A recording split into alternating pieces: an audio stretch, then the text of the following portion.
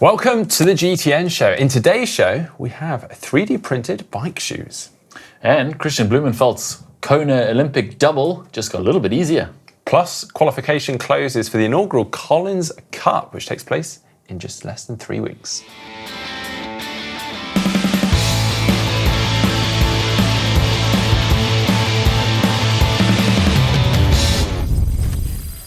The automatic qualification window for the Collins Cup has closed, which means no one can get any more points, and we know who the automatic qualifiers are going to be, or at least we think we do. They haven't actually updated the qualifications on the website yet, but we're pretty sure these will be the final athletes.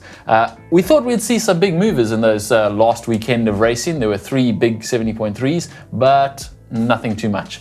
We do know Chelsea Sodaro is in. She's jumped way up the rankings. She jumped ahead of Sophie Watts, who was an automatic qualifier but was apparently injured. And she jumped ahead of Lindsay Corbin, who was the next in line for that slot. So she's put herself in the Collins Cup. Well done to her this week. Let's run through all those automatic qualifiers now and who you're going to see at the Collins Cup. Of course, the captain's picks are still to come. Yeah, it's worth pointing out this is Monday. So as we said, we're 99.9% sure this is it. So for the women, we have on the international team, Teresa Adam, Paula Finlay, Carrie Lester, and Jenny Metzler.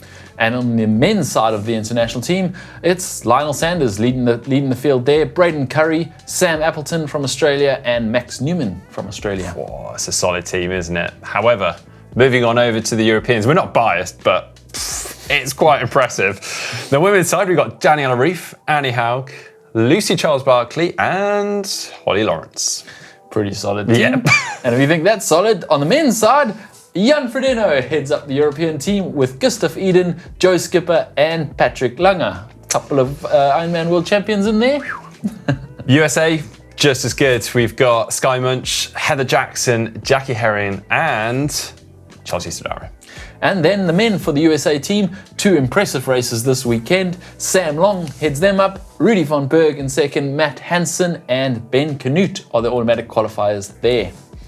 Well, obviously we have the captain's picks coming alongside that as well, which we're going to be announcing exclusive tomorrow on GTN.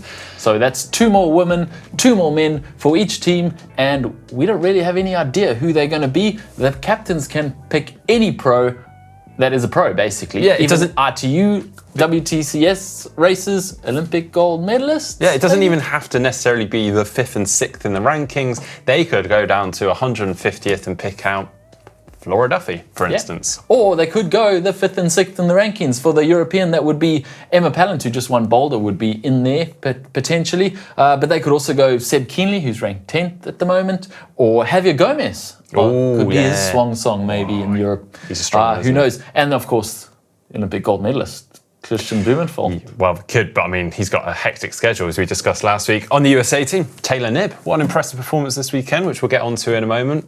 Could be a very good candidate for that. Shout, yeah, she's very strong on the bike. On the men's side, Christopher Lefferman is next in line, and then Timothy O'Donnell, both solid picks. What about Andrew Stokovic? Well, he's next. He's below that, and he would be an exciting one to race, to watch, wouldn't he? It just brings a whole especially with the mark on him. Yes, imagine him and Sam Long. Yeah, both. They could be talking. Oh man, we'll see who they choose. So, and then obviously in internationals, there's a few others to choose from. You mentioned Flora Duffy, who is British overseas territory. That is Bermuda. It's overseas, right? Yeah, I think that's it. Yeah, it's not. Yeah. Well, actually, we know it's not Europe because Tyler Butterfield is next in line for the internationals, and he could be in. He could be. I haven't seen him racing for a while, but that would be exciting. Well, he's ranked 5th, so he obviously has been doing some racing. So yeah, we could have 2 Bermudans there if they invite Flora and Tyler. We'll see. Like we said, tomorrow we'll be meeting with all of those captains all over the world, Mark Allen, etc., Natasha Badman, Norman Stadler, and they'll tell us who they've picked. Okay, now time for us to take a quick look through some of the fun things that we spotted on social media this past week. And I enjoyed this tweet from last week. Now, I mean, I think we're all guilty of being somewhat amused by marathon race walking, despite how impressive it is. But I love Doug McLean's little reminder to many of us triathletes that may be sniggering. He said, before any triathletes make fun of race walkers, ask yourself, is my Ironman marathon faster than their walking marathon. Good point. And it's probably not. I mean, the world record pace for a 50K race walk is sub 3 hour marathon pace. So those guys move. I still think there's a bit of laughing going on at the race walkers, though. I mean, it's a pretty arbitrary, random rule that your feet have to always touch the ground. It's basically like, let's make an arbitrary rule and then see how fast we can do that with this arbitrary rule in place. Like, let's do a 10K swim and your feet have to always be touching each other. It's a few good ideas here for GTN. No, that wasn't what I was suggesting at all. Let's not do race walking or swimming with our feet touching together. Thanks. And another react from the Olympics that was, well, slightly less positive and amusing was this one from the men's marathon race at the Olympics. You can see the eventual winner, Eliud Kipchoge, grabbing the first bottle from the aid station, then the subsequent 3 athletes also happily grabbing the next bottles from the aid station. And then we had Morhad Abdouni, I think that's how you pronounce it. Who knows? Let's not talk about him Well, he stuck his hand out as if to grab a bottle. However, he just carried on holding his hand out and swiped them all out, but then grabbed the final one, meaning that all the athletes behind him couldn't grab bottles. Yeah, now some people have jumped to his defense on social media saying things like there were lots of tables and they could definitely get a water at the next table quite easily, but there was an athlete literally right behind him, his hand behind him waiting to grab the next bottle, and he just couldn't. And come on, that was not just, his excuse was to guarantee the freshness of the bottles. These are soaked in water, which makes them slippery, and it's clear from the video that I was trying to get the first one in the row. Yes. Well, yeah, and given that we sometimes grab bottles at like 30, 40k an hour that are wet whilst on our bikes, and we do it pretty well, I'd say, and he's running past. I don't buy it. I don't buy it at all. And kind of to add to the seriousness of it, it was obviously an incredibly hot race, and we had athletes literally passing out during the race and having to DNF. And when someone's pulling a stunt like that, it's really not cool. Yeah, not the Olympic spirit at all. Not cool at all. Now moving over to WTCS racing, or just short course racing, full stop, because these guys have got a pretty hectic schedule, as we mentioned last week. Yeah, we mentioned last week, WTCS Montreal coming up this week, and a pretty exciting race format. They've got the Eliminator Series with 3 knockouts on the Saturday, and then semi-finals, final on the Sunday, and then a mixed relay. Oh no, Friday, Saturday, and the mixed relay on the Sunday. Did I get that right? Hey, it's just a lot of racing. Yeah, a lot of races. Anyway, they're all traveling there this week, and they're required by Canadian law to quarantine in a hotel. So we saw this one from Hayden Wild. He said, Sunday to Thursday, hotel room only. No swimming, no running, cycling indoors only, and race day Friday. Oh, not ideal. No, it's not really ideal not. Indeed. And then they can all stay in Canada for a week to race the World Grand Final in Edmonton the following weekend. Yeah, also Flora Duffy staying. She's enjoying finding a little bit of normal, a little bit of training, retail therapy, favourite restaurants, but also off to Canada for 2 races and lots of quarantine. Hotel quarantine. Well, I know a little bit about hotel quarantine, and I don't wish it on anyone. Of course, they won't have 3 small kids jumping all over them, but then they do have to race straight after it, which I don't have to. Now for the Tri news, firstly, I want to start with an important bit of news from the GTN HQ. After more than 2 years, our co-presenter Fraser has decided to leave and to move on and pursue other interests. And obviously, here from GTN, we want to take the moment to really thank Fraser for all the hard work over the years, and also just the brilliant times that we have had. We've had an absolute blast. He is a good friend of ours and the channel, and we do wish him all the best with his future endeavours. And as we're going to miss him, I'm sure many of you will too.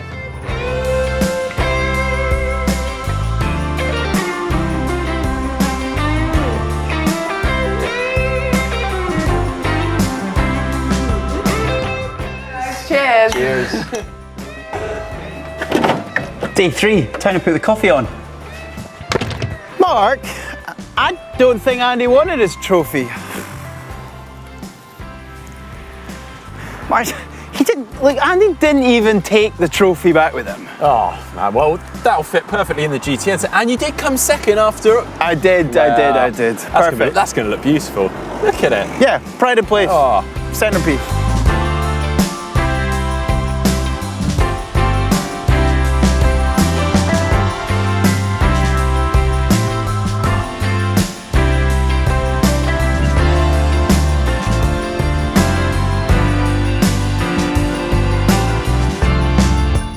job, mate. Good work. Go on. Work, yeah. Cheers to that. Now moving on, and last week we mentioned how Christian Blummenfelt had a rather ambitious schedule as he was doing some of the short course racing and then trying to qualify for the Ironman World Championships and then perform at the Ironman World Championships. Woo, pretty ambitious. Well, it seems that Ironman have made that task a little bit easier for him as they have offered spots to the reigning Olympic champions, Flora Duffy and Christian Blummenfelt. So they'll be able to race on October the 9th in the Ironman World Championships without having raced previously in an Ironman event to validate their spot. Yeah, in fact, neither of them have done an Ironman, and Ironman Frankfurt, which Christian Blummenfelt was planning to do this coming weekend, was going to be his Ironman debut. But now he doesn't have to do that. Kona could be his Ironman debut. Flora has also been offered that slot. Both of them have done a few 70.3s. Flora won Ironman 70.3 South Africa in 2020, last January, and Christian Blummenfelt has won 3 Ironman 70.3 Bahrain's, I believe. And also and he was, the world record holder over the distance. Yeah, and he was 4th at the 70.3 world champ, so he's no stranger to that distance.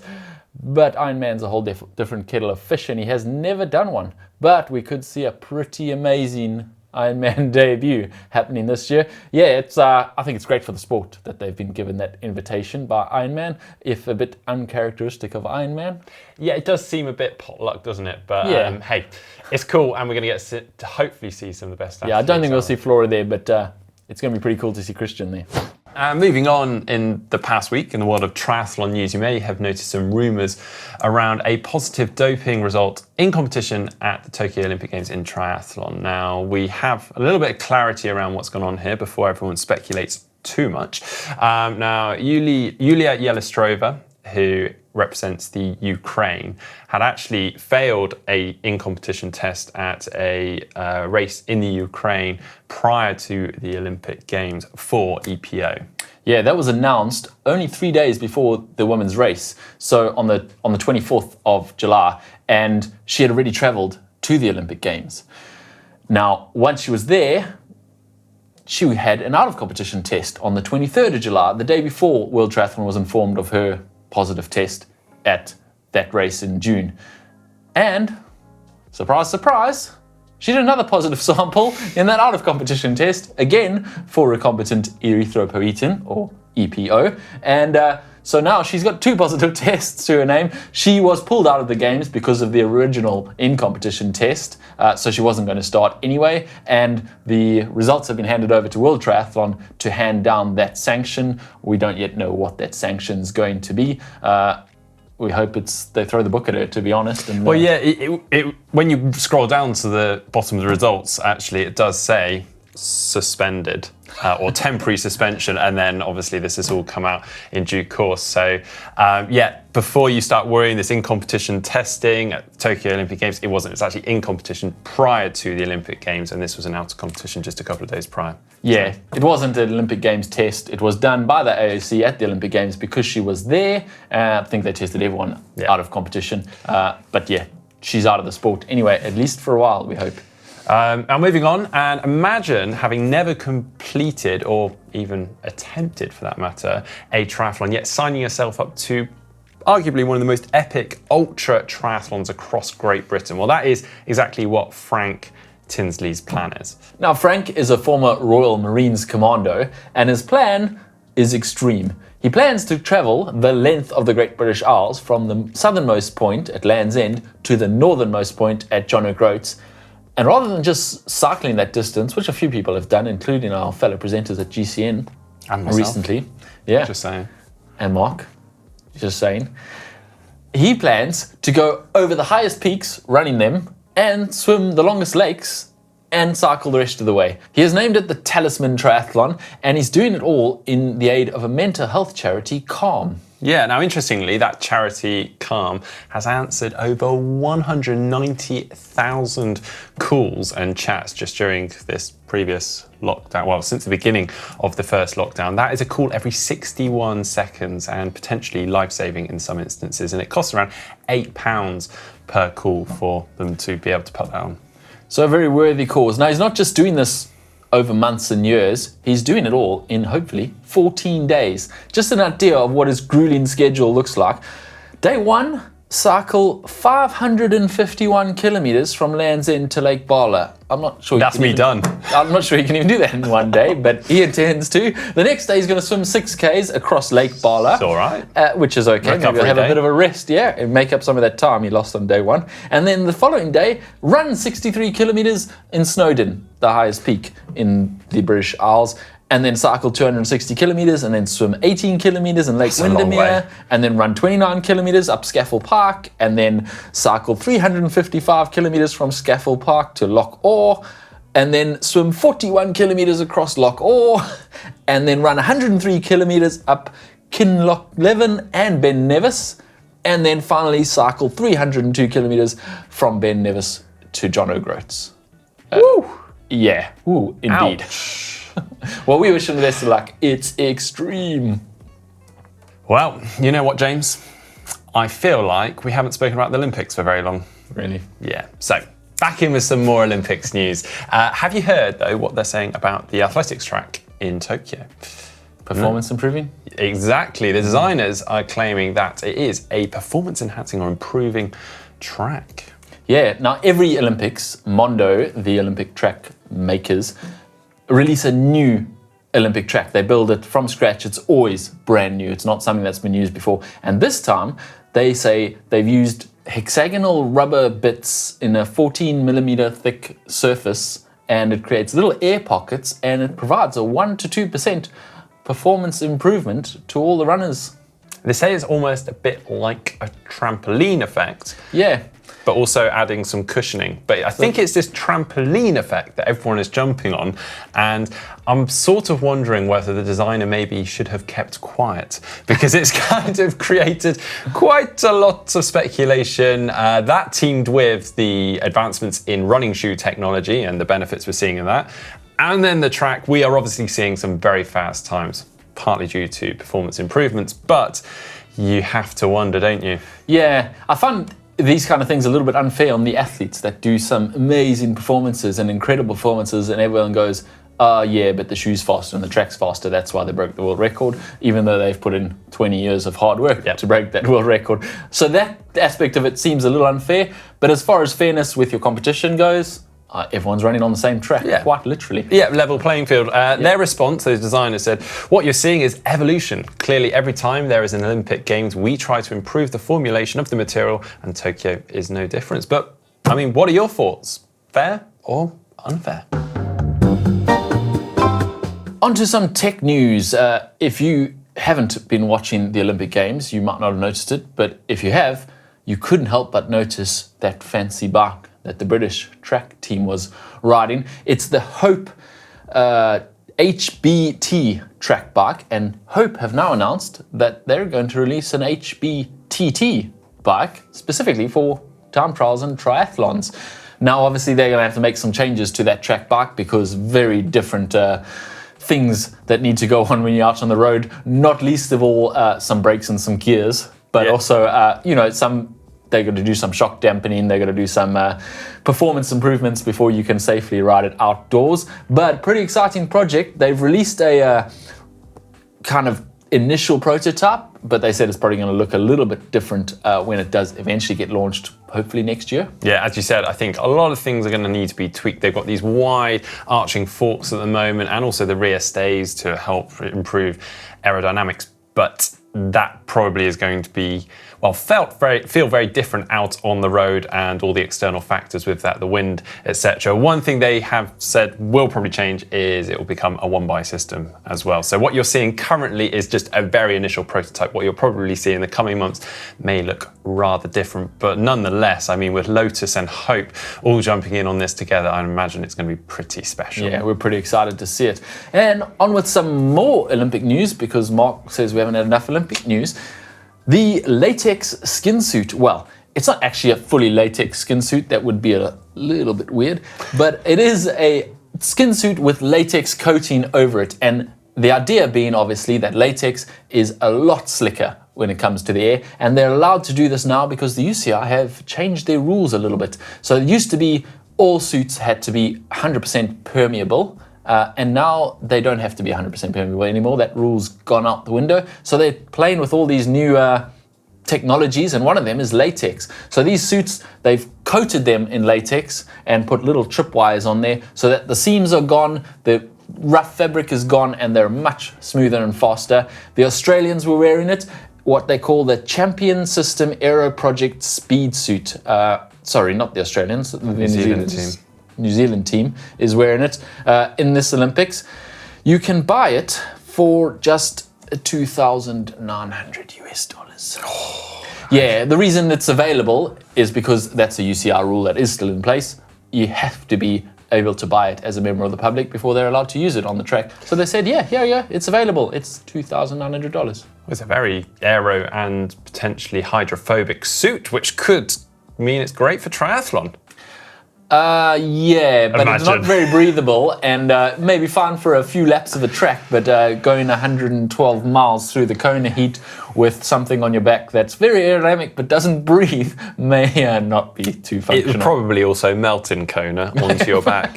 Now, moving on, a number of months back, we mentioned the Law 1 cycling shoe. Now, at the time, they were simply teasing the product, the world's first custom 3D printed carbon cycling shoe. And I have to say, it did sound very exciting at the time, and also with some pretty impressive backing with that. So here they are. Thoughts, James? It looks like a Jesus sandal made out of carbon fiber with a cleat stuck on the bottom of it. Yeah, I have to agree. It's not quite what I was expecting. Maybe I don't like change, but it's not the most attractive shoe. No, indeed.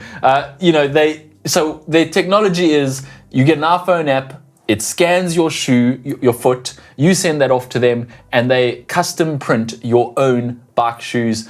The idea being that because it's a scan of your foot, they can limit your foot's movement vertically, so up and down, whereas a normal cycle shoe would tighten from the sides. So it allows your foot to splay and allows you to produce that power without your foot moving up and down in any way whatsoever. That's what they're claiming. Yeah, and then the end product is a carbon fiber outer shell, and then it's almost got a separate inner sock liner, and obviously that's all custom fitted. And then also there's this overshoe for aerodynamics that goes over that. And if you're lucky, you can jump in there now and bag an absolute killer of a deal. Yeah, the first 277 pairs are available now for the cool price of $1,900 US. Woo! Oh man, get in there quick. There. And if you missed that, you can still get them for $1,900 US. You just don't get the free bag and cap and t-shirt that comes with it. On to the race news, and quite a few races happened this last week. Starting with Ironman 70.3 Switzerland. Daniela Ryf took the win, surprise, surprise. Her 7th win there in a row at Ironman 70.3 Switzerland. She was followed by Julie Derren and Anne Reichman. On the men's side, Rudy van Berg was second out the water behind Olympian Andreas Selversberg, who we saw breaking away on the bike there. He had a 2:03 bike split, and Rudy ran away with it to win by 6 minutes ahead of Rudy Wild, who ran really well from 6th off the bike up to 2nd, and 3rd was Felix Henschel, who ran even better with a race best 1:10.30 to run from 15th off the bike up until 3rd. And then moving over to another race this weekend, Ironman 70.3 Gdynia, and in the men's race, it was James Teagle that took the win, having led from pretty much start to finish, broke away with 2nd place finisher Robert Callin, and then in 3rd we had Chris Minturn. On the women's side, it was Lucy Hall that led straight out off the bat, out of the swim with a 5-minute lead, then doubled that to a 10-minute lead off the bike, and obviously carrying on to take that win. 2nd place to Aleksandra Dedrzyguska from Poland, and 3rd to Caption Guustavv. Yeah, well done, Mark. Last week he was struggling with the French names. This week it's the Polish names, it seems. On to the next one, Ironman 70.3 Boulder, which is the unofficial world champs of training location, I think. Sam Appleton went off on a solo swim, which is, you don't see that very often these days. He had a 50-second lead on the chase group coming out of the water, with Sam Long distant 26th, nearly 4 minutes down on Sam out the water. But halfway on the bike, Sam Appleton had increased his lead on that chase group by riding really strong to 2 minutes, but the leader of that chase pack was now Sam Long. He had caught up the 2 minutes that he was down on them, and by T2, Sam Long was with Appleton, and the gap to third, Colin Chartier, was up to 3.5 minutes, with the rest of the field 4 minutes 45 down coming out of T2.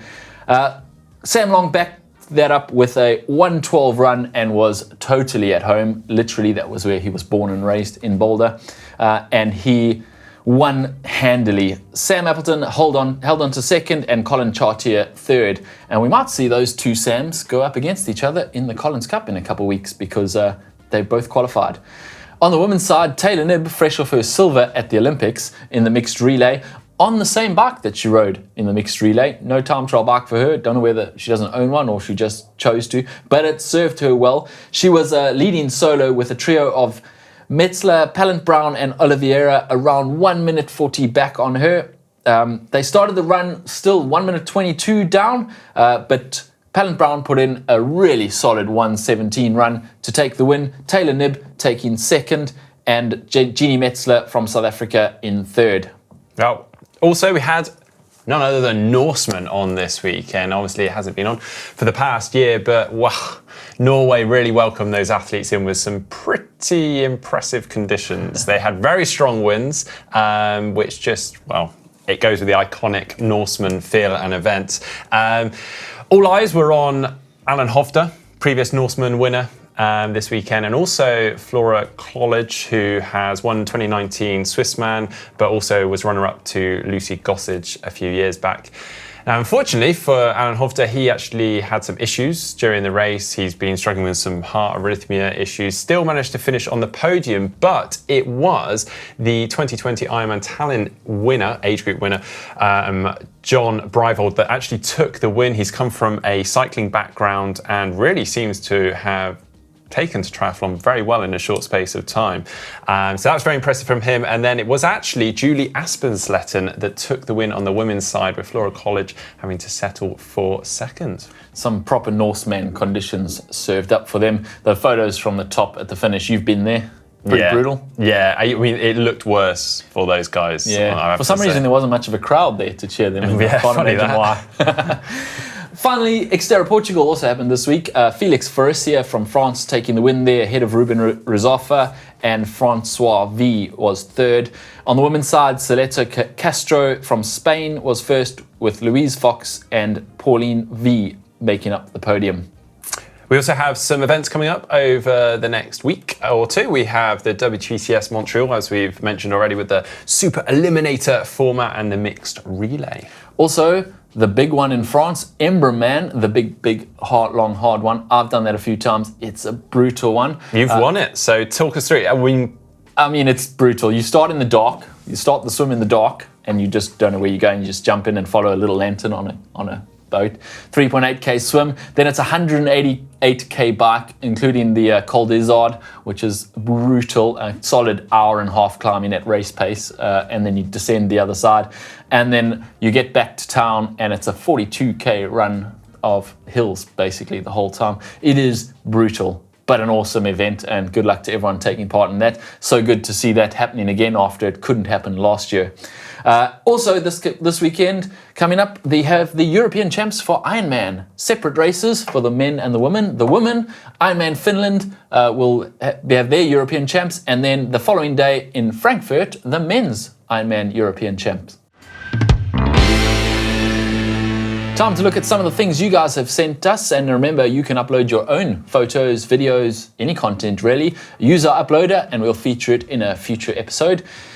This was sent in by Stefan, his new Planet X Stealth Pro, which he, what a deal. He says, I found this on Facebook Market, initially advertised for £600, but tried my luck with an offer of £450. It worked, and it's already got me second place in my age group at the Melbourne Triathlon. Well done on second place, and well done on getting that deal on the bike. Well done. Good work. That looks like a very nice bike.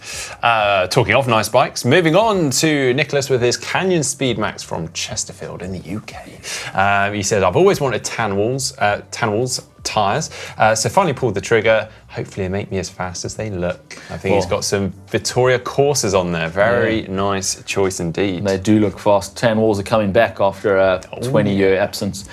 And finally, Carlos sent us this photo of himself on his Quintana Roo Kilo. training under the blue skies, prepping for 70.3. Looks like a brilliant day for riding a bike. Well, it really does. Well, best of luck to you for that 70.3. And as James has said, please do keep sending in your photos of you training, racing, any kind of tech using the photo uploader on screen right now, or you can find it also down in the description below. On with our caption competition. Last week we had this image from the Olympic Games of them inflating or deflating one of the turn boys. A couple of good ones here. Morton saying, taking swim safety to a whole new level with our new swim bag from Extreme Swimming. And in a similar vein, Ben Hansel said, Olympic triathletes present Jess Learmonth with her new toe float. Of course, would slow you down a little bit dragging that around. You probably wouldn't get hit by a boat, but you wouldn't go very fast either. You'd definitely be able to spot Jess Learmonth and not let her get away. Yeah. That'd be good. Yeah. Next one from The Trouble with Mavis, and I like this one because it's almost like an ad, but you are the winner. It says, for a small fee, we can protect and deliver your athletes to the start line, COVID-free. I love it. Well, you are the winner. Get in touch and we'll ping a cap out to you as soon as possible. But now for this week's caption comp photo, and it's this one from Ironman 70.3 Boulder. Yeah, hit us up with your captions in the comments below. I'll start you off. So, do you come here often? Yeah. Well, I'm going to go for no, you go in front. No, you go in front. Honestly, you go in front. Well, if you can do better than myself or Mark, which you probably can, leave us a caption down below and you could win a cap next week. Well, that is it for the show this week. We have loads coming up on the channel. We have how to swim a 40-minute 70.3 swim, and also our attempt at doing a Crocs mile. And what I mean by that is running in a pair of Crocs over a mile distance, as fast as we can. Yeah, we did that. It's an interesting video. Don't forget to like and subscribe if you've enjoyed this video. And if you're looking for something else to watch right now, you can pick up the Zero to Hero update with Alex, who's training for his first sprint distance triathlon, or some open water swim tips if you have a race coming up soon. Is it right if I get those Crocs back sometime? Can you? They're all yours, mate. I don't want them. I mean, that's what you've got them on now. So. Busted.